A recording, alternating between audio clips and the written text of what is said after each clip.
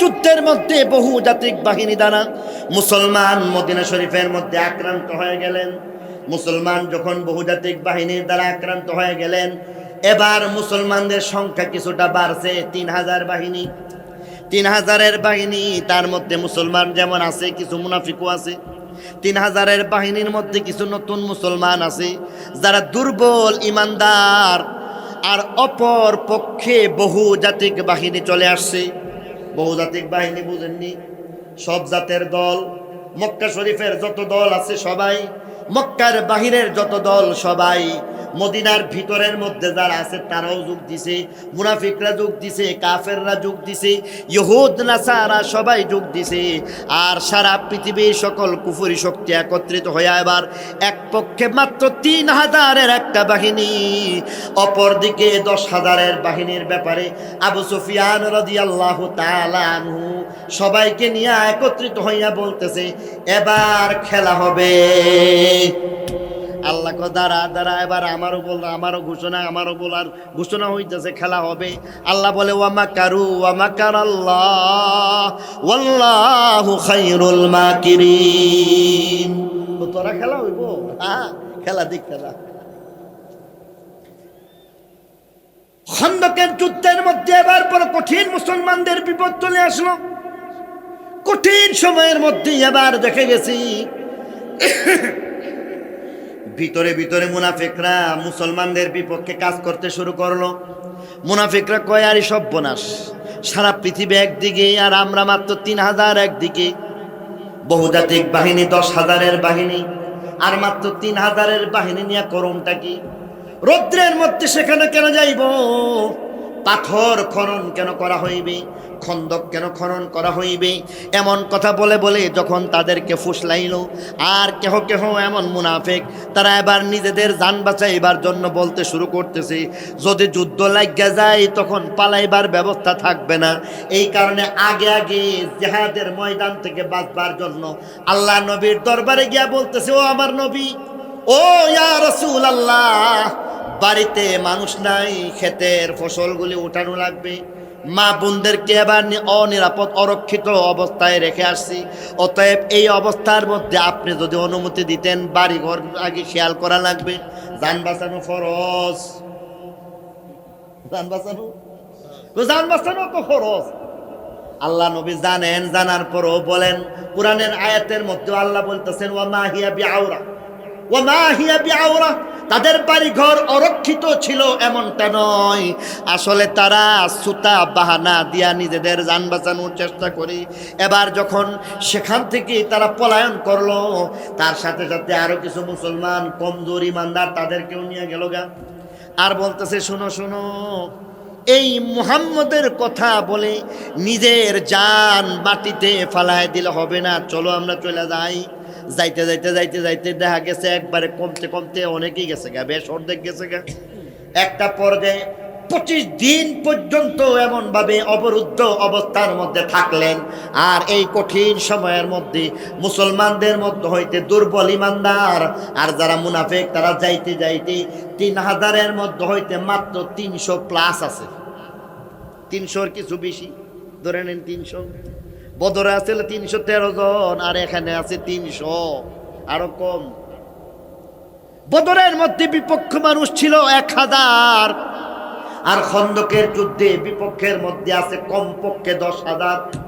বদরের মধ্যে তো দেখে গেছি তারা এমন শক্তি সঞ্চয় হয়তো বা সেইভাবে পরিকল্পনা মাফিক করতে পারে নাই। এবার সারা দেশ 10 লইয়া মুসলমানদেরকে পৃথিবী থেকে নিশ্চিহ্ন করার ষড়যন্ত্র করল। এবার সবাই একত্রিত হইয়া একদিকে 10,000, আর একদিকে বলা যায় শেষমেশ মাত্র 300। এই 300 মানুষ নিয়ে এবার যখন জিহাদ শুরু হয়ে গেল, খন্দকের যুদ্ধ হয়ে গেল, আল্লাহ বাহিনী পাঠিয়ে দিয়েছে, ওয়া আনজালা জুনুদাল লাম তারাউহা। আল্লাহ বলে, আমি এমন কিছু বাহিনী পাঠিয়ে দিছি যে বাহিনী তোমরা দেখো না। সেই বাহিনীর নাম কি? আরো জোরে বলেন, কারা? ফেরেশতা পাঠিয়ে দিয়েছেন আল্লাহ। সেখানের মধ্যে হযরত নুআইম ইবনে আশজাঈ রাদিয়াল্লাহু তাআলা আনহু, ওনাকেও মুসলমান বানিয়ে দিয়েছেন। উনি সেখানে কৌশল করলেন, লম্বা ঘটনা বলতে চাই না। কৌশল অবলম্বন করলেন, আর সেখানের মধ্যে তারা পরাস্ত হয়ে গেল। এবার হযরত আবু সুফিয়ান রাদিয়াল্লাহু আনহু যখন তিনি সেখানের মধ্যে ছিলেন, বড় একজন কাফের লিডার এবং সরদার, তিনি আবার রাস্তা ভাবতেছেন কেমনে, খালি চিন্তা করেন মক্কা জামুগার, কোনোভাবেই এখানে থাকা যাবে না। আর এই কারণে বললেন ভাগবার জন্য, পলায়ন করার জন্য রাস্তা একটা ব্যবস্থা করা লাগবে। চলে যে যাইব, যদি এখানের মধ্যে ঘোষণাটা দেই, গোয়েন্দা যদি কেউ চলে আসে তাহলে আমাদের লজ্জা। এই কারণে বলতেছে দেখো দেখো এই 10,000-এর মধ্যে অন্য কেউ আয়সা পড়ছে কিনা গোয়েন্দা বাহিনী। হযরত নুআইম রাদিয়াল্লাহু তাআলা আনহু অথবা নাঈম রাদিয়াল্লাহু তাআলা আনহু ও খাইছে, ওহন তো আমি ধরা পড়ে গেলাম। ওহন তো যদি কেহ কয় যে তুমি কেডা, তুই তো শেষ। 10-এ যদি একটু খালি আদর করে দেয় তুই তো ফিটে সামরা থাকতো। এখন কি করা? আল্লাহ রাব্বুল আলামিন তাকে সাহায্য করছেন। তারে পট করে সাথের যে লোকটা আছে তার, এই মিয়া তোমার বাড়ি কই? এই তোমার গোষ্ঠী কোন না? তুমি মক্কা শরীফে কোন বাড়ি? তোমার আওয়ালির মধ্যে বাড়ি, না তুমি এই মাওলাতুন নবীর এখানে বাড়ি, না সুফার মধ্যে বাড়ি? কোথায় তোমার বাড়ি? আমার চিনছেন না? আমি তো অমুক গোষ্ঠী, আমি হাসিমি খানদানের, আমি অমুক। তখন হে বেটা উল্টা আরে জিগাইব কিতে কি ছাইরা দে মা কান্দা বাসি। অহন তো হ্যাঁ নিজেই দাম বাঁচে সম্পূর্ণ দরা খাইলে তো ফিডা একটাও মারিত পড়তো না, সব জায়গা মতো। এবার নিরাপদ যখন হয়ে গেছে, এবার হযরত আবু সুফিয়ান রাদিয়াল্লাহু আনহু, যিনি তখনও মুসলমান হন নাই, তিনি এবার বলতেছেন আমাদের উটগুলি মরে গেছে, আমাদের সামানগুলি এমনভাবে নষ্ট হয়ে গেছে, আমাদের খাবার রসদপত্র সব খতম হয়ে গেছে, আমাদের সাথে ইহুদিরা আমাদের সাথে চিট করেছে, বাটপারি করেছে, অতএব আমরা এখন যুদ্ধের ময়দানে টিকে থাকতে পারবো না, চলো আমরা বাইগা জায়গা। এরা আবার জান জীবন লয়ে বাইগা গেছে। লজ্জাজনক ভাবে তারা হারছে। ঠিক কিনা জোরে বলেন? এখানের মধ্যে তরবারের জোরে আল্লাহ খন্দকের যুদ্ধে মুসলমানরা জিতাই দিয়েছে। এই মেয়ে কথা কর, আরো জোরে বলেন। খন্দকের যুদ্ধের মধ্যে তরবারির দ্বারা মুসলমান বিজয় লাভ করছে। বদরের মধ্যে তরবারির দ্বারা বিজয় লাভ করছে না আল্লাহর সাহায্যের দ্বারা?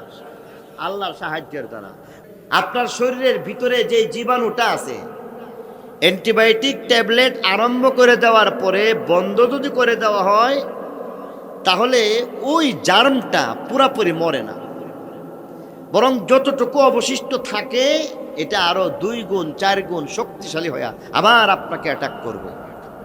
তখন আপনি আরো বেশি অসুস্থ হয়ে যাবেন। এই কারণে অ্যান্টিবায়োটিক কোর্স পুরা না করলে উপকার হয় না ক্ষতি হয়? বুঝছে কোন? আরো জোরে বলেন। তাহলে বোঝা গেল কোর্স পুরা করতে পারলে তখন লাভ হয়, কোর্স পুরা না করলে লস হয়ে যায়। বাজার থেকে একটা মশারি কিনছেন, আর এই মশারিওয়ালা দোকানদার বলে দিছে যে একটা ছোট্ট মশার বাচ্চাও এই মশারির ভিতরে যেতে পারবে। কিন্তু দেখা গেছে পরদিন আপনি বাজারে গিয়া বলতেছেন কি মশারি দিলা? যে মশারি দিছ এই মশারির ব্যবহার করে কাজের কাজ অদ্দূর হয়েছে। গতকালকে আমার কোমর থেকে নিয়া পায়ের নিচ পর্যন্ত যা আছে কামড়ায়া ভাবটা হয়েছে। এই কথার পরে দোকানদার এবার চিন্তা করে দেখতেছে যে যেই মশারি কিনা দিছি, ম্যাজিক মশারি, এটা তো বাতাস যাইব, এই ম্যাজিক মশারি আবার দামি মশারি, এটা এত ছোট্ট ছোট্ট মশার বাচ্চাও ঢুকতে পারার কথা না, এরপরও তারে কেন কামড়াইলো ব্যাপারটা তারা বুঝতেছে না। যার কারণে বলছে কেউ তুমি যে মশারি কিনা নিলাম, কেউ তো এমন কমপ্লেন করছে না যে এই মশারির ভিতরে ছোট্ট মশা বাচ্চা গেছে, এমন কমপ্লেন কেউ করছে না। তোমার আসলে সমস্যা কি হয়েছে? খুব সমস্যা কি? তুমি কইছো মশারি কিনা নিতে, আমি মশারি কিনা নিছি, তুমি বলছো এটার ভিতরে পাংখাও যাইব, পাংখার বাতাসের ভিতরে ঢুকবে, আরামদায়ক মশারি হিসাবে অনেক টাকা দিয়ে কিনা নিয়ে গেলাম। কিন্তু গতকালকে এমন অবস্থা হয়েছে কোমরের নিচ থেকে নিয়ে পাও পর্যন্ত, তারপরে পুরাটা কামড়ায় একেবারে লাল করে ফেলাইছে। বেচারা বলতেছে এর উপরে কোনা উপরে কামড়াইছে না। এখন বেচারা পড়ছে আর একটু সমস্যার মধ্যে। কিরে, অর্ধেক কামড়াইছে আর অর্ধেক কামড়াইছে না, মশার সাথে তার এত খাতির কেমনে যে পাওয়ার নিচে কোমর থেকে নিচ পর্যন্ত কামড়াইবো আর কোমর থেকে উপর পর্যন্ত কামড়াইবো না, অথচ মশার ধর্ম হয়েছে আগে গিয়া গালে কামড় দেয়। ঠিক কিনা? কিন্তু বলতেছে তোমার গালে হাতে কোথাও কামড় নাই, কিন্তু কোমর থেকে নিয়ে নিচ পর্যন্ত কামড় দিতেছে। ব্যাপারটা তো বুঝলাম না আসলে কি, এখানে এতটুক পর্যন্ত কেন হইলো? পরে বলতেছে আসলে অর্ধেক মশারির ভিতরে আসলাম আর অর্ধেক বাইরে আসলাম। আচ্ছা কোন এবার যে কোমর থেকে নিয়ে নিচ পর্যন্ত কামড়ায় বাপ দেখাইছে, এটা কি মশারির দোষ না তার দোষ? কেন অর্ধেক? কেন অর্ধেক? আজকে ফিলিস্তিনের মুসলমানকে মারতেছে, বার্মার মুসলমানকে মারতেছে, হিন্দুস্তানের মুসলমানকে মারতেছে, আজকে চাইনার মুসলমান নির্যাতনের শিকার। আজকে বাংলাদেশের মধ্যেও দেখা যায়, আমাদের এই দেশের মধ্যে কত বড় স্পর্ধা যে আজকে হিন্দুরা মুসলমানদের উপর আক্রমণ করতেছে, ঠিক কিনা বলেন? সমস্যা কোথায়? যে মশারি যেমন অর্ধেকটা বাহিরে, আজকে আমাদের ইমান আমল আখলাকের অবস্থা ইসলামের অর্ধেকটা মানি আর অর্ধেকটা বাইরে, ঠিক কিনা বলেন? এই কারণে আল্লাহ বলতেছে ইয়া আইয়ুহাল্লাযীনা আমানু দুখুলু ফিস-সিলমি কাফা,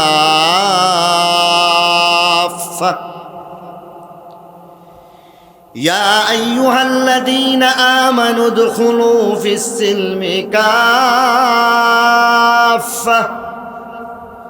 ওয়ালা তাত্তাবিউ খুতুওয়াতিশ শাইতান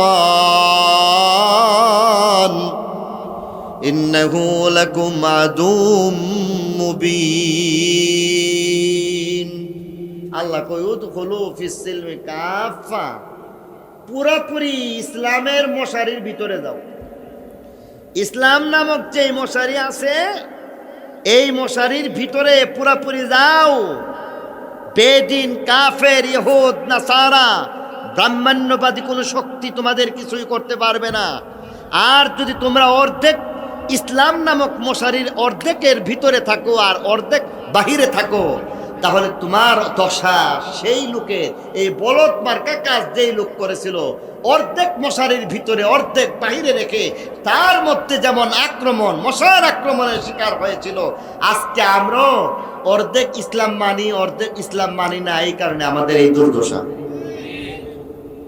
অতএব আমাদেরকে কি করতে হবে?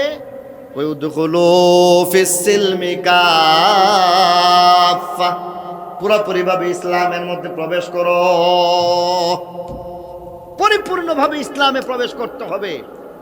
আর পরিপূর্ণ ইসলাম কি জিনিস আল্লাহ রসুল খুব সহজে বলে দিয়েছেন, আমার তুকুম মনাহাই তুকুম।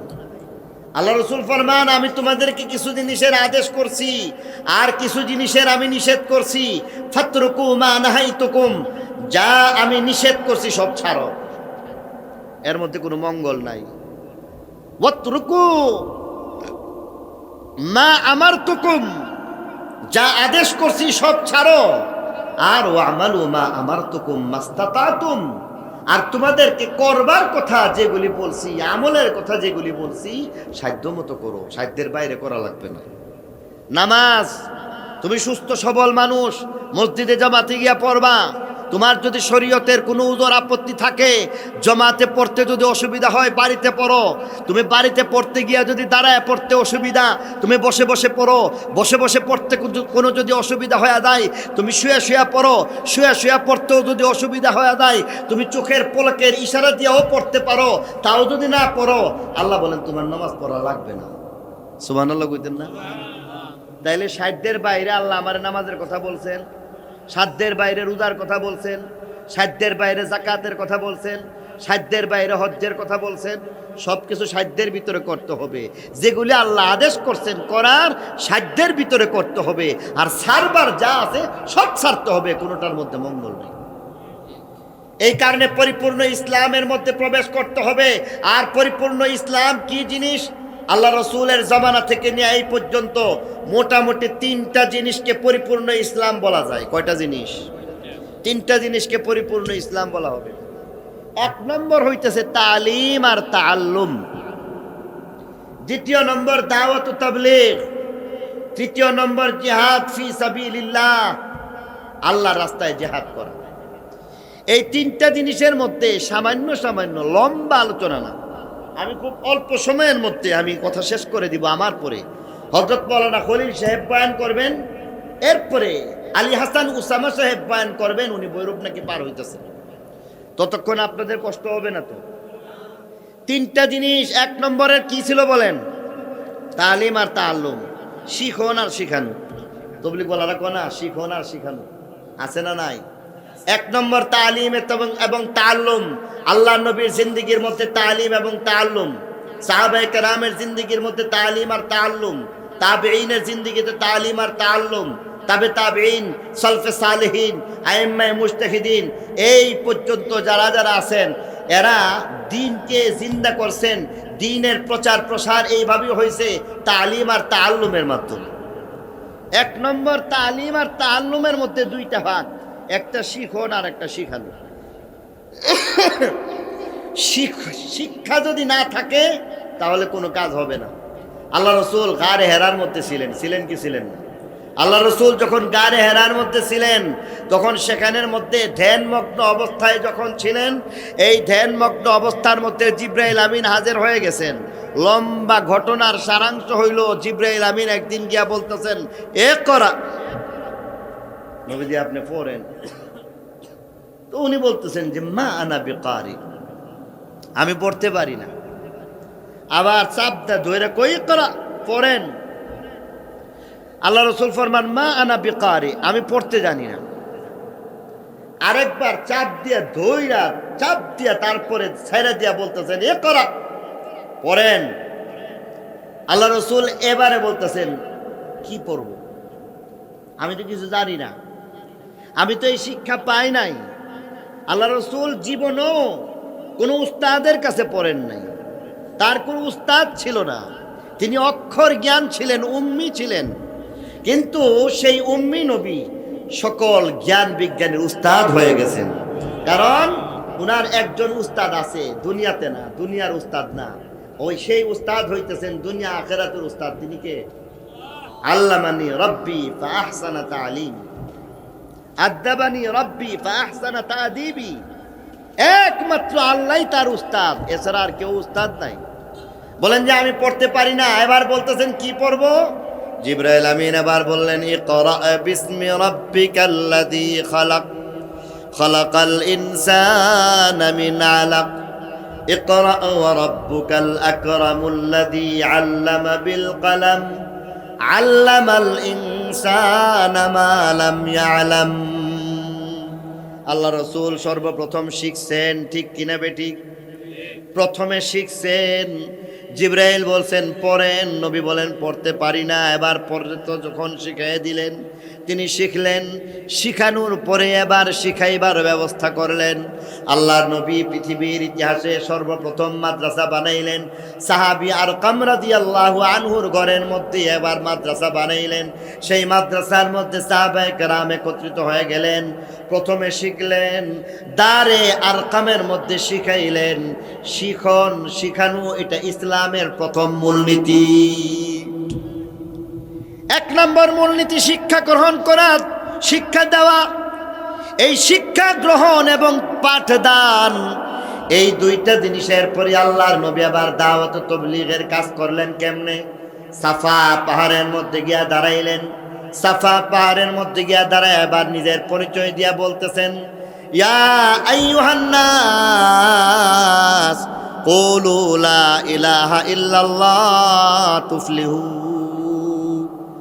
আনা লাকুম নাসিহুন আমিন। লোক সকল শুনো, আমি হইলাম তোমাদের দরদি এবং বিশ্বস্ত একজন বন্ধু।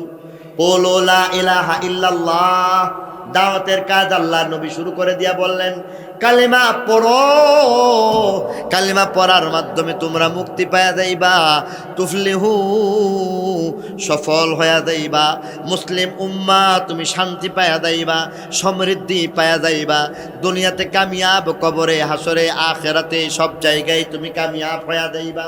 আল্লাহ নবী আবার তালিম আর তাআল্লুমের পরে দাওয়াতের কাজ শুরু করে দিলেন।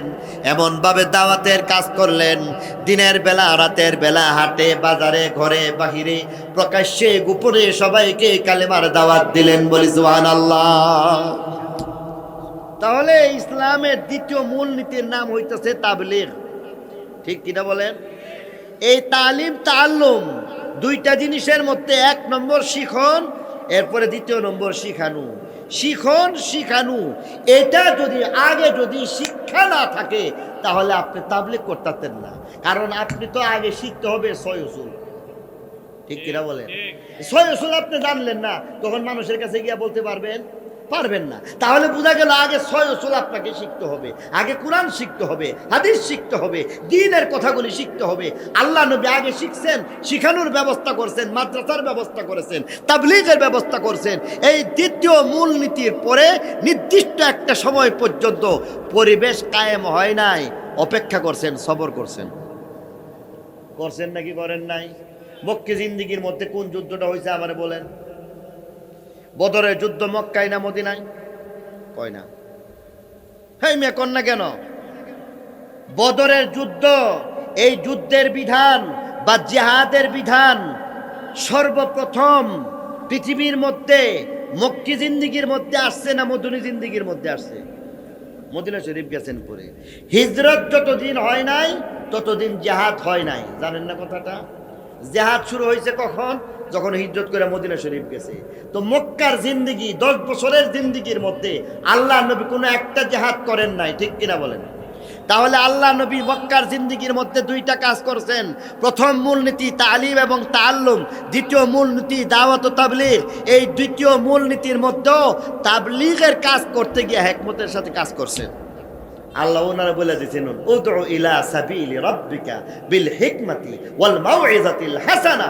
বলতেছে এই নবীজি, আপনি হিকমতের সাথে সুন্দর সুন্দর কথা বলে, কৌশল অবলম্বন করে মানুষকে বুঝাইয়া সমঝাইয়া কোরআনের পথে, আলোর পথে, জান্নাতের পথে আহ্বান করতে থাকেন।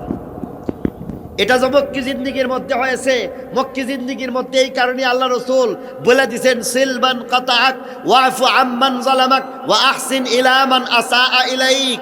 একজনের সাথে তোমার কাজ্জা হয়ে গেছে, তার সাথে মিলে যাও গা। সুবহানাল্লাহ। কাজ্জা হয়ে গেছে, কি করা? ও মিল্লা যাও, কাজ্জা করুন, ভালো না। সিলমান কাতাক, যার সাথে তোমার দুস্তি আছে তার সাথে সম্পর্ক জোড়ানোর দরকার নাই। ভালোবাসা এমনি আছে, মোহাব্বত এমনি আছে। ঠিক কিনা? আর বলতেছে যার সাথে ভালোবাসা নাই তারে সালাম দিতেও কষ্ট লাগে। এই কারণে আল্লাহ নবী ফরমান, নফসের জিহাদ করো। সর্বপ্রথম মক্কি জিন্দিগির মধ্যে নফসের জিহাদের কথা বলে দিয়েছেন। পরিবেশ কায়েম হয় নাই, জিহাদের কথা বলেন নাই। আগে যোগ্যতা অর্জন করার জন্য তালিম তাআল্লুম শিক্ষার ব্যবস্থা করছেন। শিক্ষা ছাড়া, যোগ্য মানুষ হওয়া ছাড়া দাওয়াতের কাজ করা যাবে না, শিক্ষা ছাড়া জিহাদ করা যাবে না। এই কারণে প্রথমে তালিম তাআল্লুম, দ্বিতীয়ত এই তালিম তাআল্লুমের বাস্তবায়ন হইতেছে তাবলীগ। মক্কি জিন্দিগির মধ্যে নরম নরম সুন্দর সুন্দর কথা বলে দাওয়াতের কাজ করো। করছে কিনা? আর বলছে ওয়াফু আম্মান যালামাক, ও যে তোমার জুলুম করছে তারে মাফ করে দিও। সুবহানাল্লাহ। আরো জোরে বলি সুবহানাল্লাহ। এই সুন্দর কথা আখলাকের মাধ্যমে আসছে। ওয়াহসিন ইলা মান আসাআ ইলাইক। আর বলতেছে একজন তোমার বিরাট ক্ষতি করছে, মাফ করে দিও, বদলা নিও না, আর সাথে সাথে তার একটু উপকার করে দিও। সুবহানাল্লাহ বলি। এটা মক্কি জিন্দিগি, তালিম তাআল্লুম, দাওয়াত ও তাবলীগ, এটা মক্কি জিন্দিগি। এই মক্কি জিন্দিগির মধ্যে এই কাজ চলতেছে। চলতে চলতে চলতে চলতে সর্বশেষ ইসলামের তৃতীয় মূলনীতির মধ্যে চলে আসতে হয়েছে কোথায়? ও জিহাদ ফি সাবিলিল্লাহ, আল্লাহর রাস্তায় জিহাদ করা লাগবে। এটা কখন? যখন পরিবেশ হয়েছে। পরিবেশ ছাড়া মক্কি জিন্দিগির মধ্যে আল্লাহ নবী জিহাদ করছেন? কথা কই না কেন? আরো জোরে বলেন। হযরত উমর রাদিয়াল্লাহু তাআলা আনহু মক্কা শরীফে মুসলমান হয়েছেন কি হয়েছেন না? হযরত আব্বাস রাদিয়াল্লাহু আনহুর মতো বীর পাহলওয়ান, হযরত হামজার মতো বীর পাহলওয়ান, ওনারা সকলেই এমন ছিলেন, একজন একটা এলাকার জন্য যথেষ্ট ছিল। হযরত উমরের মতো ব্যক্তি, যার ব্যাপারে আমরা এটা জানি, হযরত উমরের সামনে দাঁড়াইবার মতো এমন সাহস মক্কা শরীফের মধ্যে কেউ ছিল না। এটা যেমন সত্য, সেই উমরের মতো ব্যক্তি হযরত হামজার সামনে দাঁড়াইবার মতো ক্ষমতা ছিল। এটা তো আমরা জানিই না। আমরা তো এটাই জানি, হযরত উমরের মতো ব্যক্তি যখন আল্লাহর নবীর দরবারে উপস্থিত হয়ে নবীজিকে শহীদ করার চেষ্টা করেছিল, পরবর্তীতে আল্লাহ ওনারা হেদায়েত দিয়ে দিছে। উনি আর সেখানে গিয়ে আল্লাহ নবীর মাথা আনতে গেছে না, বরং সেখানে মুসলমান হইতে গেছে, ঠিক কিনা বলেন? কিন্তু এখানের মধ্যেও ঘটনা এটা অনেকে আমরা হয়তো জানি না।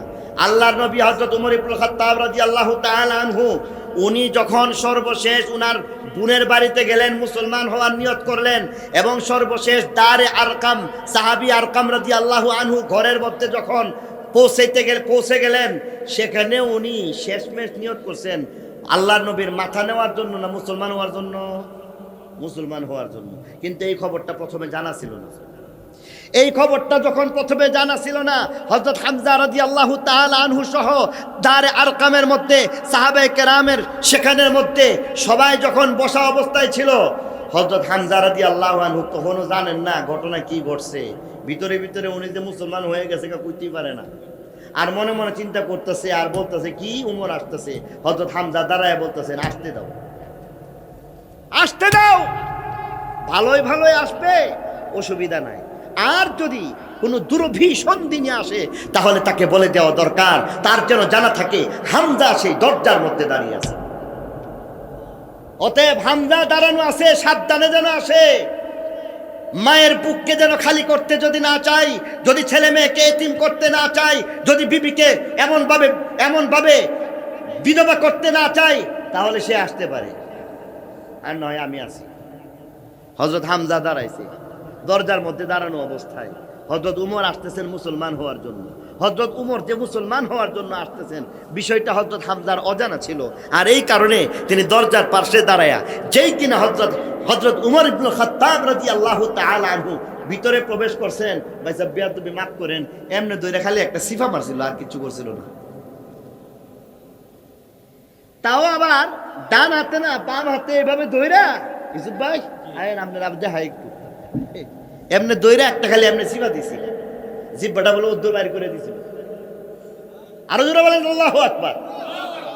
হযরত হামজার মতো ব্যক্তি ছিলেন, হযরত উমরের মতো ব্যক্তি ছিলেন, হযরত আলীর মতো ব্যক্তি ছিলেন। ওনারা এক একজনই জিহাদ করার জন্য যথেষ্ট ছিল, কিন্তু এরপরেও ওনারা সেখানের মধ্যে মক্কি জিন্দেগির মধ্যে 1 নম্বর যোগ্যতা অর্জন করেছেন তালিম আর তাআল্লুম। 2 নম্বর তাবলীগ, এই দাওয়াত ও তাবলীগের কাজ, তালিম আর তাআল্লুম, এই দুইটা জিনিস নিয়ে মক্কি জিন্দেগি পার করার পরে অপেক্ষায় রইলেন কখন আল্লাহর হুকুম আসবে, কখন একটা পরিবেশ আসছে। আর সেই অপেক্ষা এটা আল্লাহ রাব্বুল আলামিন সৃষ্টি করে দিয়েছেন মদিনা শরীফের মধ্যে। মদিনা শরীফে যাওয়ার পরে জিহাদের আয়াত নাযিল হয়ে গেছে। আর ইসলামের মূলনীতি 3 নম্বরটা হলো জিহাদ ফি সাবিলিল্লাহ। এই জিহাদ ফি সাবিলিল্লাহর জন্য যখন আল্লাহ নবী সেখানের মধ্যে গেলেন, আদেশপ্রাপ্ত হইলেন, বদরের যুদ্ধের থেকে আমার আপনার শিক্ষার অনেক কিছু রয়ে গেছে, উহুদের যুদ্ধ থেকে আমার আপনার শিক্ষার অনেক কিছু রয়ে গেছে, খন্দকের যুদ্ধের মধ্যে আমার আপনার শিক্ষার অনেক কিছু রয়ে গেছে। এই কথাগুলি বলবো, তার আগে আপনাদের কাছ থেকে একটা মাসআলা, একটা কথার উত্তর অবশ্যই চাইবো।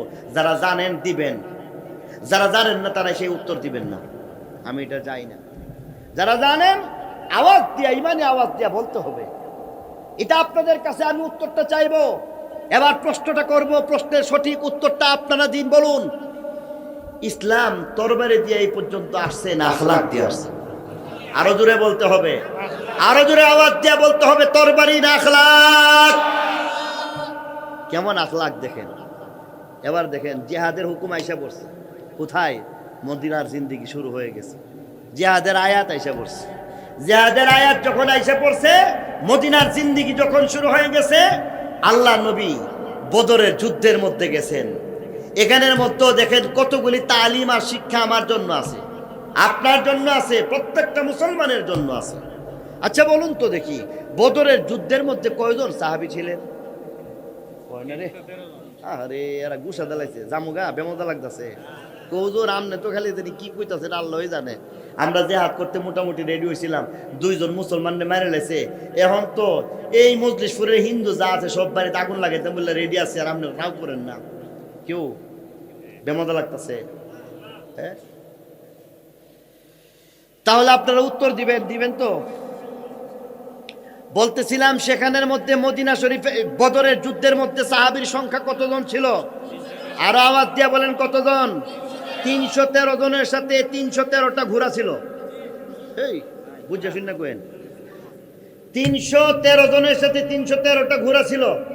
313 জনের সাথে 313টা উট ছিল, 313 জনের সাথে 313টা লৌহ বর্ম ছিল, 313 জনের সাথে 313টা তরবারি ছিল, 313 জনের সাথে 313টা ঢাল ছিল, 313 জনের সাথে 313 জোড়া, 313 জোড়া এমন বুট যা যুদ্ধের মধ্যে প্রয়োজন, জুতা, এই জুতা পরিধান করার মতো ব্যবস্থা ছিল, খাদ্যের ব্যবস্থা ছিল, টাকা পয়সার ব্যবস্থা ছিল। জীর্ণ শীর্ণ অবস্থায় যারা ছিলেন 313 জন সাহাবায়ে কেরাম, এই 313 জন সাহাবায়ে কেরামের সাথে তারা হইলেন পৃথিবীর মধ্যে সবচাইতে নিরীহ, ঠিক কিনা বলেন? এই 313 জন সাহাবায়ে কেরাম তারা ছিলেন পৃথিবীর মধ্যে সবচাইতে দুর্বল। 313 জন সাহাবায়ে কেরাম ছিলেন পৃথিবীর ইতিহাসের মধ্যে, পৃথিবীর মধ্যে তদানীন্তন সময়ের মধ্যে সবচাইতে গরিব মানুষ, ঠিক কিনা বলেন? পক্ষান্তরে আরেক পার্শ্বে কতজন যেন ছিল, আঙুল দিয়ে দেখাই দিছি, আরো জোরে কোন? এই 1000 মানুষ, 1000 তারা ছিল পৃথিবীর মধ্যে তদানীন্তন সময়ের মধ্যে সুপার পাওয়ারের মালিক।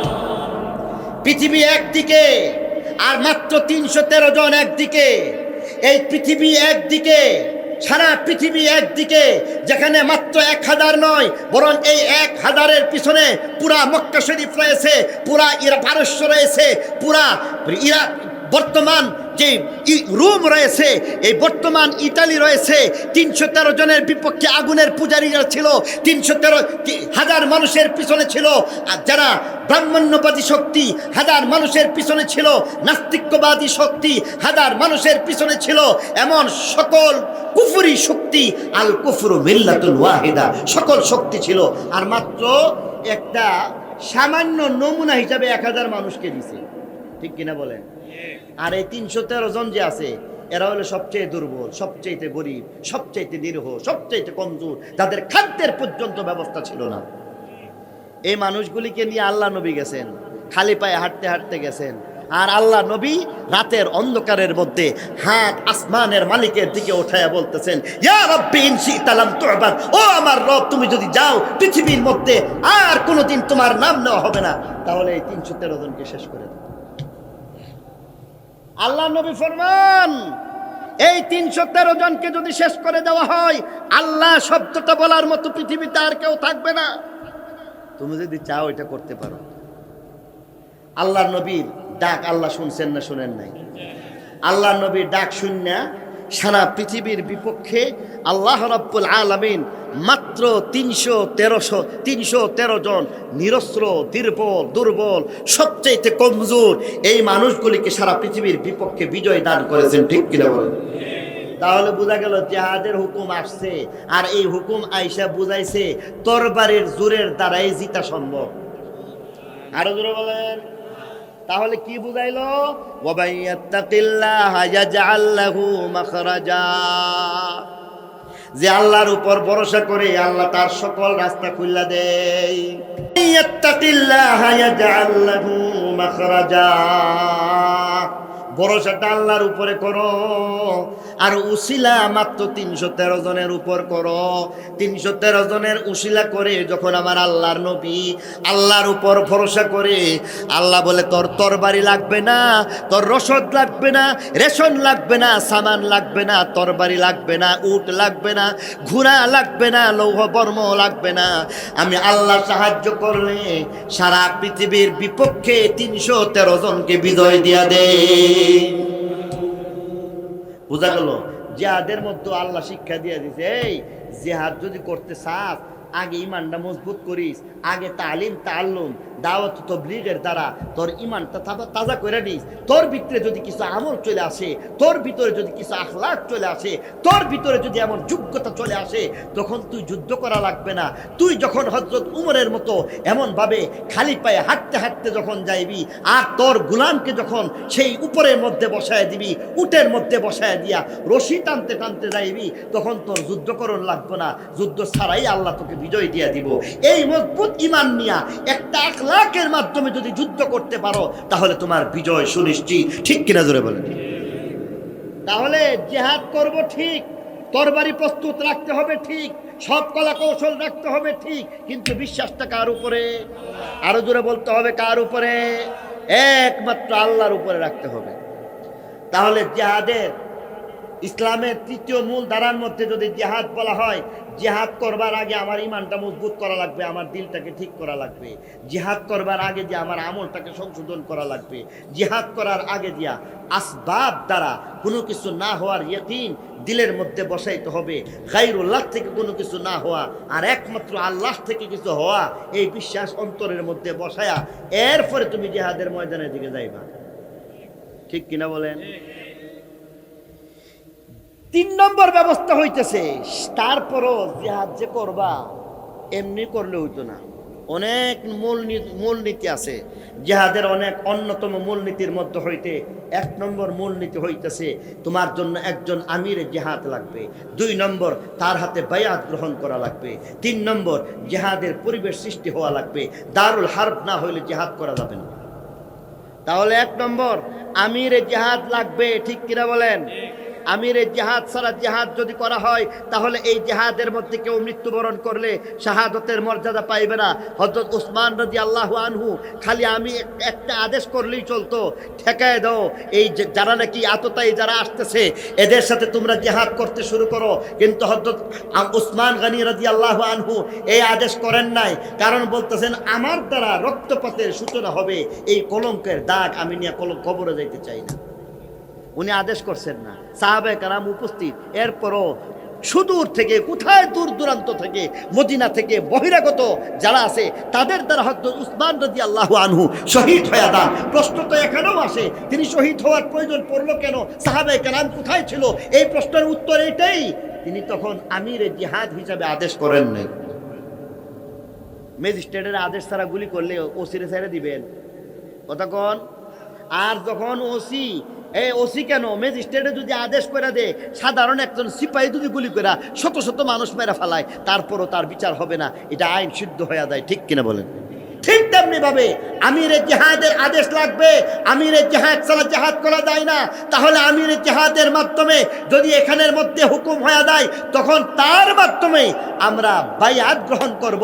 বায়াতুকা আলাল জিহাদে মা বাকিতু আবাদা, যতদিন বেঁচে থাকবো, জীবনের শেষ রক্ত বিন্দু থাকা পর্যন্ত জিহাদ চালায় যাওয়ার বায়াত গ্রহণ করব।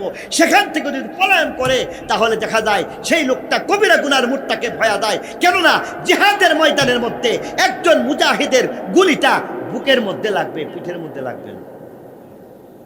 এটা হইল মাসালা। তাহলে জিহাদের মূলনীতির মধ্যে একজন আমিরে জিহাদ লাগে নাকি লাগে না? আরো জোরে বলতে হবে, লাগে নাকি লাগে না? 2 নম্বর বায়াত লাগবো। 2 নম্বর কি লাগবো? বায়াত করতে হবে। 3 নম্বর পরিবেশ লাগবে। হযরত শাহ ওলিউল্লাহ মুহাদ্দিস দেহলভী রাহমাতুল্লাহি আলাইহি হিন্দুস্তানকে দারুল হারাব ঘোষণা করছেন। পরিবেশ হয়ে গেছে। এই পরিবেশ যখন সৃষ্টি হয়ে যায়, দারুল হারবের মতো একটা অবস্থা যদি হয়ে যায়, জিহাদের মতো একটা অবস্থা সৃষ্টি হয়ে গেলে বাকি 2টা 3টা মিলাইয়া এরপরে জিহাদ করে আন্দাজুন্দা জিহাদ করলে কাম হতো না। আজকে কোথায় হিন্দুদেরকে নিয়ে কোনো একটা বিষয় হয়ে গেছে। ইসলাম কত সুশৃঙ্খল জিনিস জানেন? ইসলাম কত সুন্দর জিনিস জানেন? ইসলাম এই কথা বলে না যে ফরিদপুরের 2 জনকে মেরে ফেলাইছে আর আপনি মজলিসপুরের যত মন্দির আছে সব আপনি আগুন দিয়ে পুড়ে লাইবেন, এটার নাম জিহাদ না। ইসলাম এই কথা বলে না যে আইন নিজের হাতের মধ্যে উঠায় নাও। ইসলাম সুশৃঙ্খল একটা জীবন ব্যবস্থার নাম। অতএব জিহাদ করতে হবে। এই জিহাদের জন্য আমার আপনার সুনির্দিষ্ট নিয়ম শৃঙ্খলা মেনে তারপরে সেই নিয়ম অনুযায়ী জিহাদ চালায় যেতে হবে। মেরে মুহতারাম দোস্ত বুজুর্গ, তাহলে ফরিদপুরের যে ঘটনা ঘটলো সেই ঘটনার জন্য আমাদের কিছুই করার আছে না নাই? অবশ্যই আছে। আমাদের অবশ্যই করণীয় আছে। আমাদের করণীয়র মধ্যে হইবে আইনের প্রচলিত যে আইন রয়েছে সেই আইনের ভিত্তিতেই তাদের বিচার করা সম্ভব। আর এই জন্য দুর্বার আন্দোলন গড়ে তুলতে হবে। আর এই জন্য ডাক যদি চলে আসে স্লোগানে মিছিলে ব্রাহ্মণবাড়িয়া থেকে আবার ঢাকায় সে রাজপথকে কাঁপাইয়া আরো একটা শাপলা চত্বর, এবং সেখান থেকে সরকারকে বাধ্য করতে হবে, সরকার যেন তাদেরকে বিচার করতে বাধ্য হয়ে যায়। সেই ডাক যদি চলে আসে, কে রাজি আছেন? এবার পারবেন তো ইনশাআল্লাহ। কাফনের কাপন হইলেও সমস্যা নাই, কাফনের কাপড় নিয়ে হইলেও আমরা যাইতে পারবো, রাজি আছি ইনশাল্লাহ। তবে সাবধান, আমরা কোনো সময় অন্যায়ের বিচার অন্যায় দ্বারা করব না। আমার প্রতি একটা অন্যায় করছে, আমি আরেকটা অন্যায় করতে পারি না। মেরে মোহতারাম দোস্ত বুজুর্গ, বয়ান আমার শেষ, মূল কথায় চলে আসি। আল্লাহ বলতেছেন, ইয়া আইয়ুহাল্লাযীনা আমানু দুখুলু ফিস-সিলমি কাফা, পরিপূর্ণভাবে ইসলামের মধ্যে প্রবেশ করো। ওয়ালা তাত্তাবিউ খুতুওয়াতিশ শাইতান, শয়তানের পদাঙ্ক অনুসরণ করবা না। ইন্নাহু লাকুম আদুম মুবিন, শয়তান প্রকাশ্য একটা দুশ্মন। অতএব পরিপূর্ণ ইসলামের মধ্যে প্রবেশ করতে চাইলে মূলনীতিতে চলে যেতে হবে, তালিম এবং তাআল্লুম মূলনীতিতে চলে যাইতে হবে, দাওয়াত ও তাবলীগ মূলনীতিতে চলে যাইতে হবে, জিহাদ ফি সাবিলিল্লাহ, সব কয়টা বিষয়ের মধ্যে প্রত্যেকটা মূলনীতির মধ্যেই সুনির্দিষ্ট নিয়ম নীতি আছে না নাই? আল্লাহ আমাদের সবাইকে কথাগুলি বুঝা মানা আমল করার তৌফিক দান করুন। সুবহান রাব্বিকা রব্বিল ইজ্জাতি আম্মা ইয়াসিফুন ওয়া সালামুন আলাল মুরসালিন ওয়ালহামদুলিল্লাহি রাব্বিল আলামিন। আসসালামু আলাইকুম ওয়া রাহমাতুল্লাহি ওয়া বারাকাতুহু।